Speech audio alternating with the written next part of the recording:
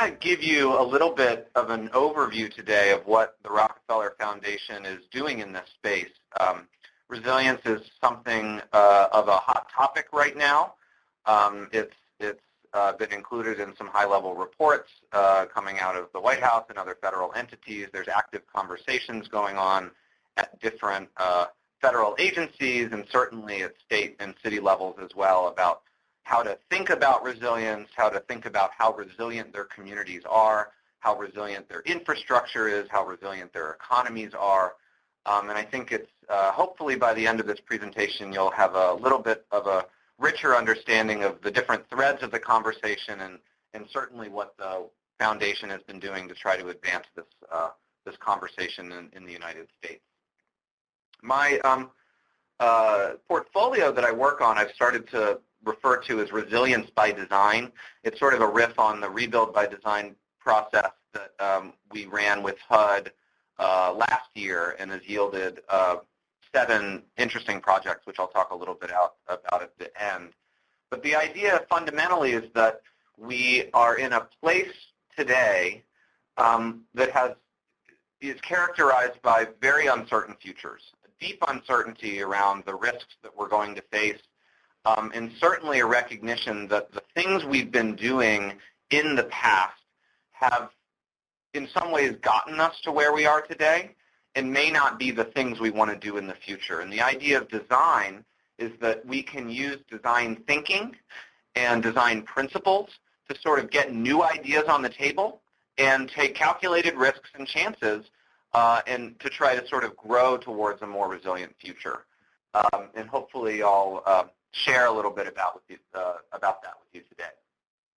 As was mentioned, I'm an associate director at the Rockefeller Foundation.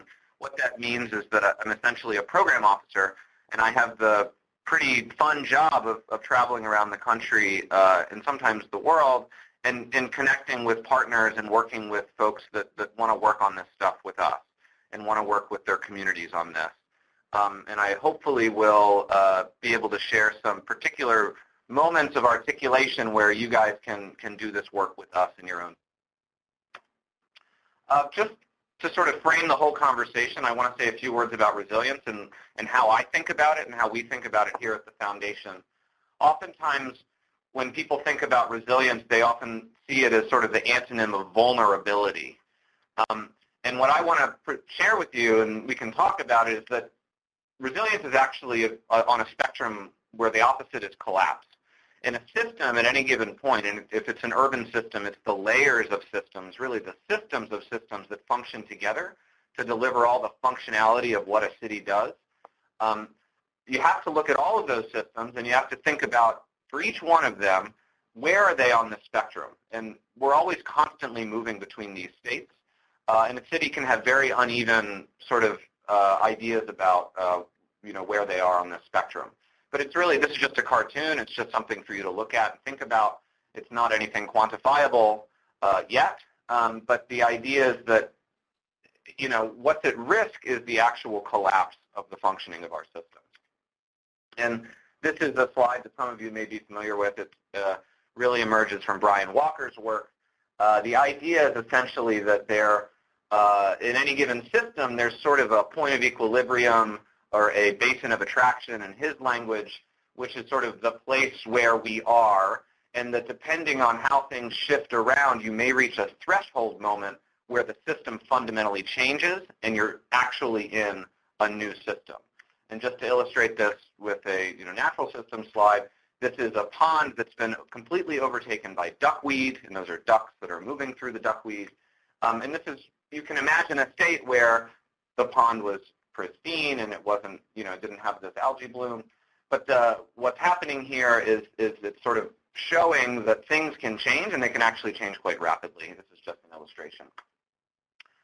What's really driving some of the stresses that are really shifting these thresholds and shifting our systems at a fundamental level are global environmental change, urbanization, which is happening at an unprecedented scale, and globalization. And these are these 3 major shifts that are all sort of converging in this next 3 to 5 decade period that the Foundation is really tracking and really concerned about.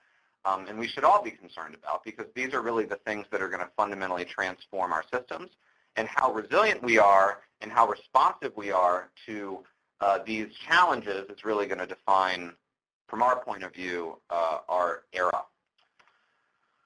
As you all know, climate change is real, I hope, and happening. Happy to have that conversation on the discussion. In a NASA report that came out last year, it said the probability of stopping the trend is now at 0%. But what we have been focusing on at the foundation with a lot of our work is really ideas around cities. You know, cities have the capability of providing something for everybody only because and only when they are created by everybody. And this really underlines our work, that cities are these, you know, massively constructed systems that are incredibly complex, and these cities are things that we're actively making every day. And one of the things that gives us a lot of, you know, interest and excitement about, you know, the selection of focusing on cities is that these big trends, 75% of people in 2050 will be living in cities, 80% of global GDP is generated by urban areas. Urban areas are expanding 2 times as fast as their populations. And the point of all this is that cities are growing, and we have the opportunity to influence the way cities are growing and changing and actually drive towards some resilience goals that is setting them up to be able to deal with the challenges that I mentioned before.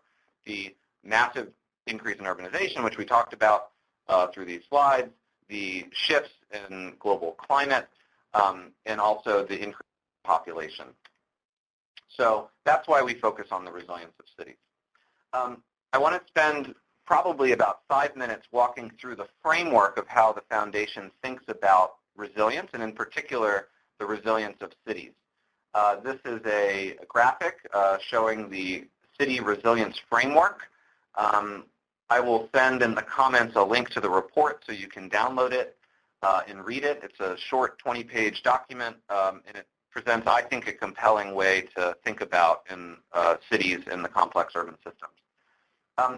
Essentially, the framework was built on years of empirical research where we both a lot of field work and also desk work and review of the full literature, really asking the question, when something bad happens, and it could be a culmination of a lot of stresses, or it could be a sudden shock to the urban system.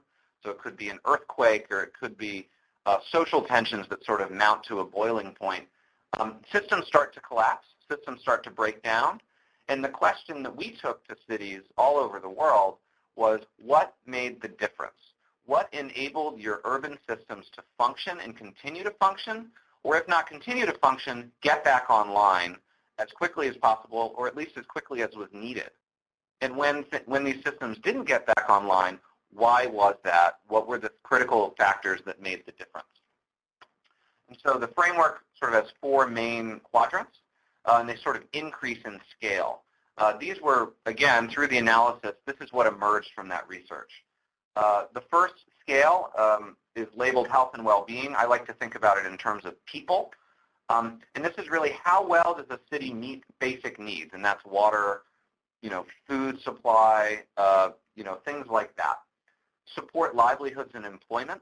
This is really about, you know, how, you know, a city creates a space, and the city systems create spaces for people to make a living, to be able to have enough resources to keep their family safe or keep themselves safe.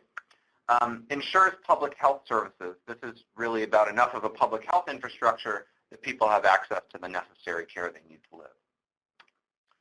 The next scale is really about organizations. This is about the structures that enable people to collaborate. We also think of this around infrastructure and environment. This is about how well a city promotes cohesive and engaged communities. It's about ensuring social stability, security, and justice.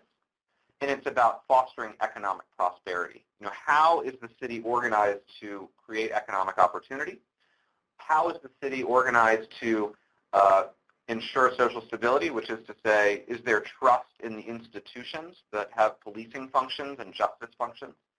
And again, promotes cohesive and engaged communities. That's to say that there is space for people to come together, take collective action, and support each other. The third scale is really about place.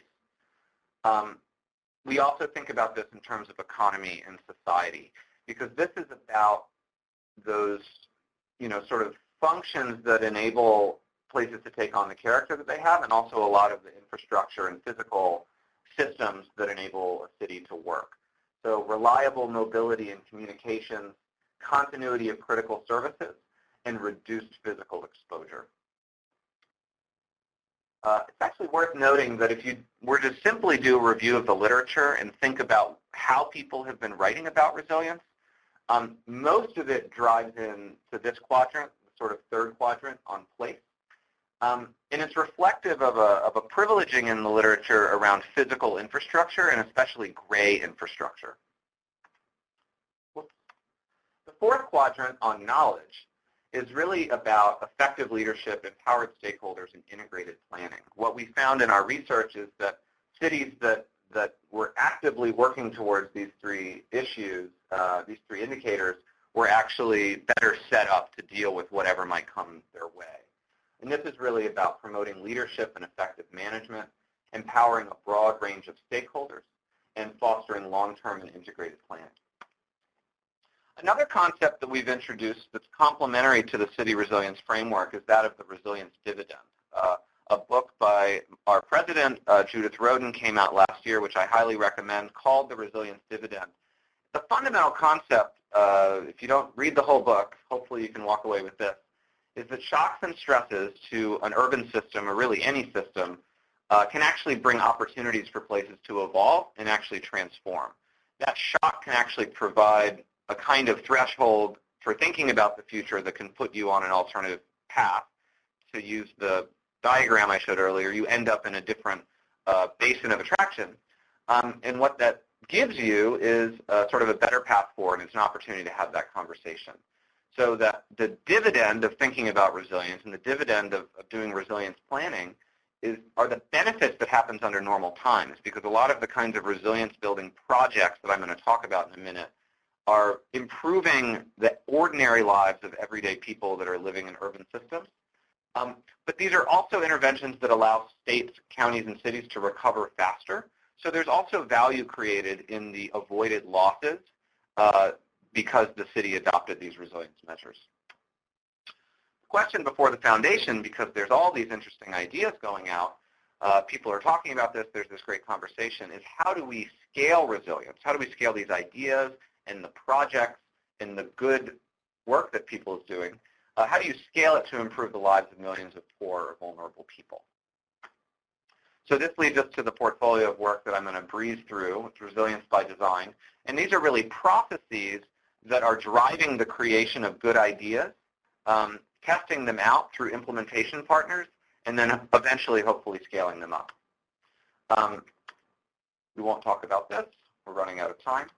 I want to get to these sorts of processes because I think they're quite interesting. The first process is structures of coastal resilience. This was a partnership with the Army Corps of Engineers as part of the North Atlantic Coast Comprehensive Study. And the structure of the competition was really that we had a core research unit based at Princeton University that was looking hard with the best available scientific tools at 4 specific Back Bay communities. This is Norfolk, Hampton Roads, Atlantic City, Jamaica Bay, and Narragansett. And they took a deep look at both, surge risk and subsidence and other factors that would lead to sea level rise, and did a detailed analysis for each of these places and had models set up that they could run depending on designs that came out of the process. The science team was paired with 4 teams at different design schools, and they generated new and creative ideas that then they were able to test with the science team. And then the value of sort of doing it in these places is these are all areas of focus for the Army Corps of Engineers study. So we can talk more about that if you have questions. There's a really robust report that just got published at structuresofcoastalresilience.org. Some of the principles, these are the firms in the catchment area. The general idea of this entire process is to look at ways for attenuation, dissipation, protection, and planning, really looking at layered systems that would increase coastal resilience.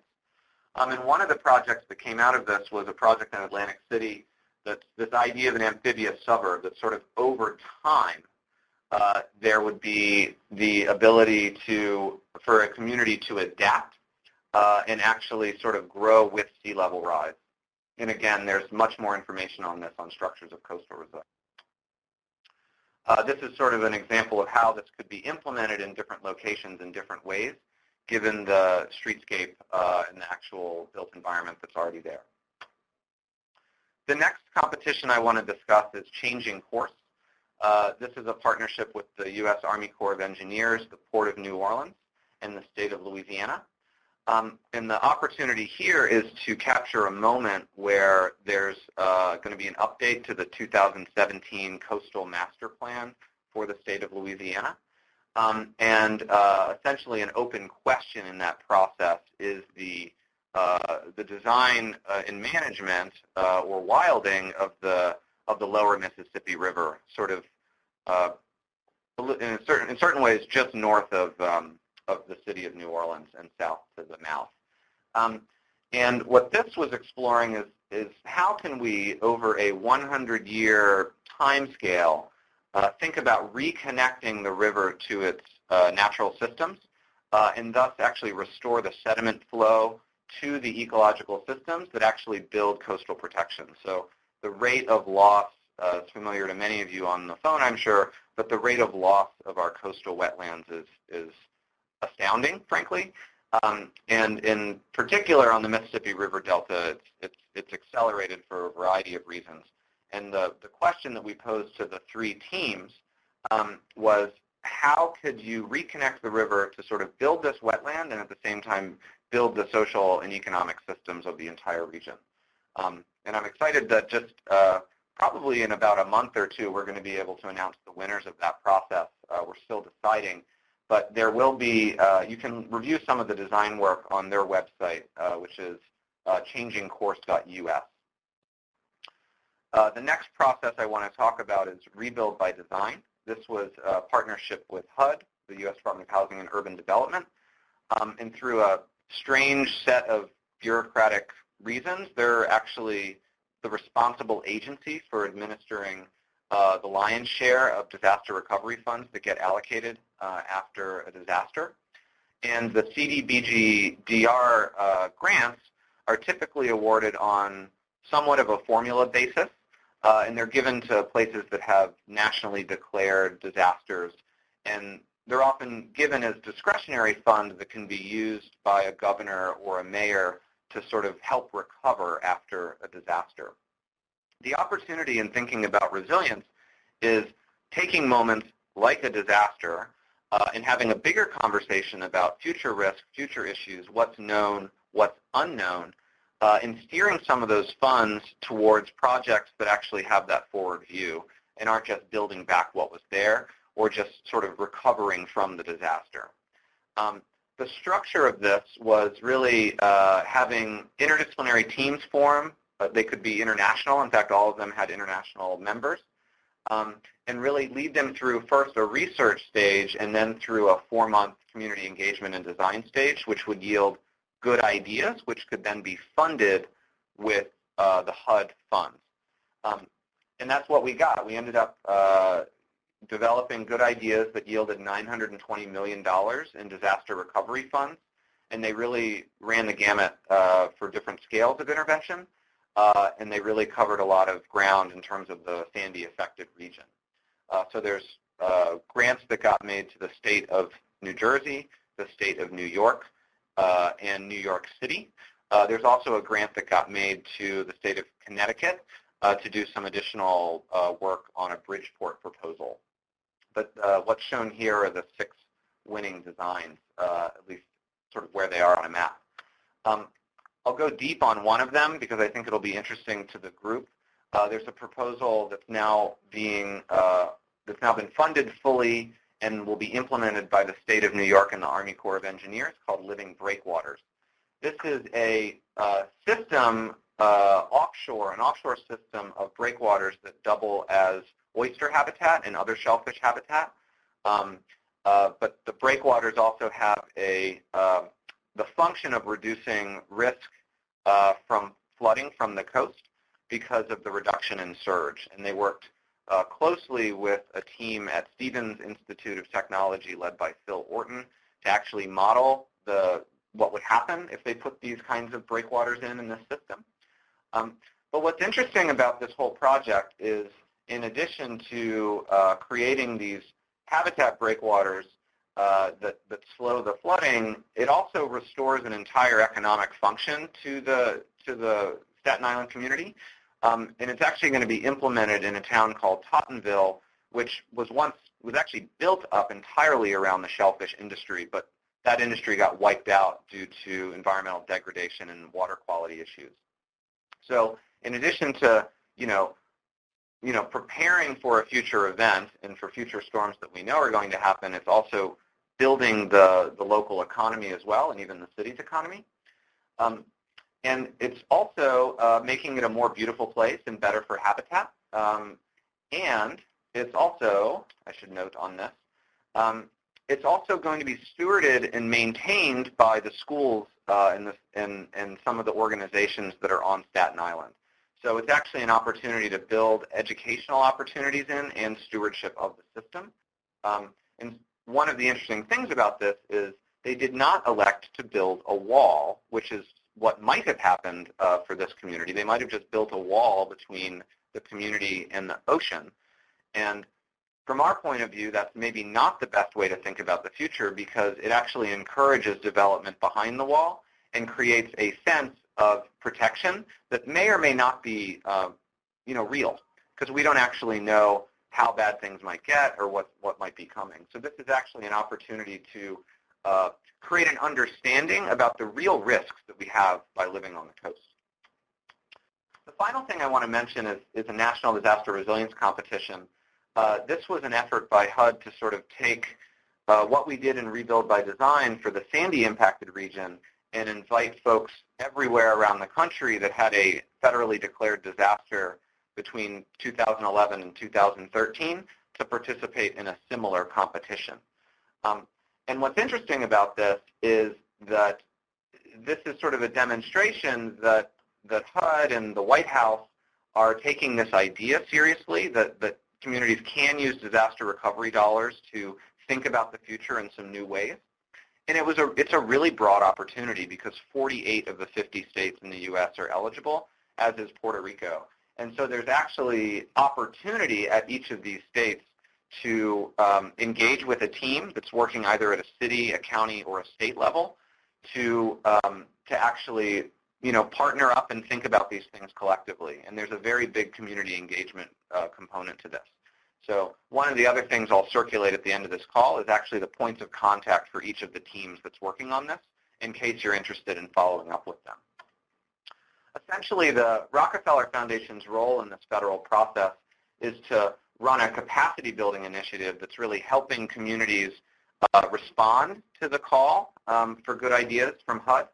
And so we've been running a series of resilience academies around the country that's getting communities prepared and thinking about these things in the right way, and really sort of working through their project ideas and their overall strategy. So I'll stop there. I'm happy to entertain questions at the end. I know that I went quickly, and I apologize to folks if they didn't follow every word. I'll be sure to, make the slides available after the presentation, and potentially we can follow up in the Q&A. Thanks very much.